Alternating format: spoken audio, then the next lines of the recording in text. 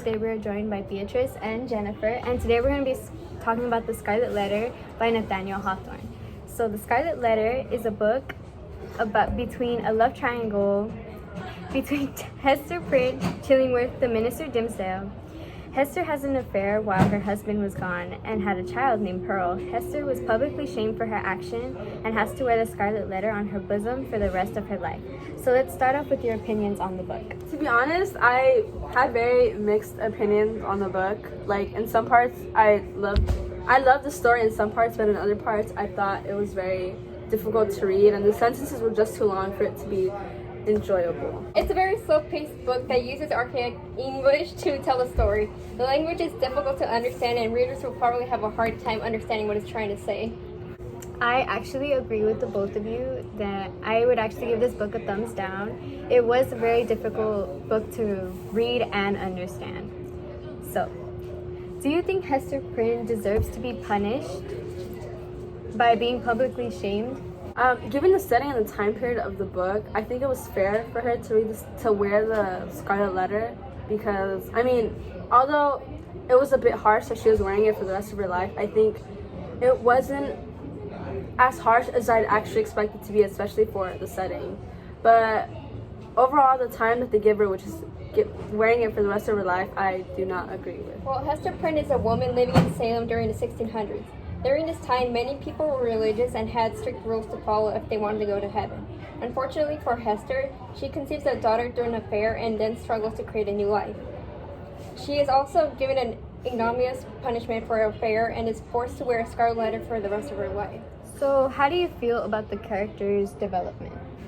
I thought Dimmesdale's development was interesting. He starts off as a saint minister, but by the end of the story, he goes mad and has to endure so much torture. I sort of felt bad for him because of the way his behavior drastically changed, but you also get to know what kind of person he is. In chapter 11, they tell us the agony with which this public veneration tortured him, which means Dimmesdale started to feel a lot more guilt for his sins because he was supposed to be the public figure of the town. So I personally enjoy Hester's character development throughout the book, especially how you can see how she's being mentally tortured by the townspeople. And an example of this is her with Pearl. Like, for example, you could see that she's starting to doubt that Pearl is actually a real human being. This is said on chapter 6, which states, "Child, what art thou?" cried the mother. "Oh, I am your little Pearl," she responds. This is basically her questioning Pearl's existence and, questioning if she's actually a real human. On the other hand, I liked how her character is portrayed, and she's seen as kind of like a sin that Dimmesdale and Hester made. This is said also in chapter 6 that the little creature whose innocent life has sprung by the inscrutable decree of Providence, a lovely and immortal flower, out of rank luxuriance of a guilty person. So this quote is basically saying that Pearl is an innocent child, but everyone associates her with sin. And then there's Chillingworth. I wasn't a huge fan of Chillingworth's character, but he also had a big development in the story. He's supposed to be the villain, but some of the times it feels like he isn't actually doing anything. There are times when you see the way he changes and how he becomes more obsessed with Dimmesdale. In chapter 14, Chillingworth says, "Better he had died at once. Never did mortal suffer what this man suffered, and all in his sight of his worthy enemy.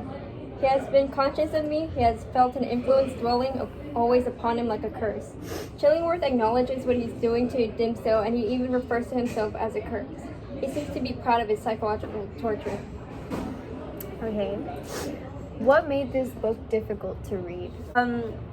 Just like I said in the beginning, it was a tough read, and the sentences were just way too long, and especially because of the archaic language, it made it even harder to read the book. For example, in chapter 9, I'm not going to read this whole quote because it's too long. There's a sentence that states, "Doomed by his own choice, therefore, as Mr. Dimmesdale so evidently was, to eat his unsavory morsel always at another's board, and endure the lifelong chill which must be his lot who seeks to warm himself only at another's fireplace," and then it just keeps going until like 6 more sentences, which I think is unnecessary, and because of the way they speak, it's harder for the reader to understand, and I just thought it was an overall tough read and just not enjoyable.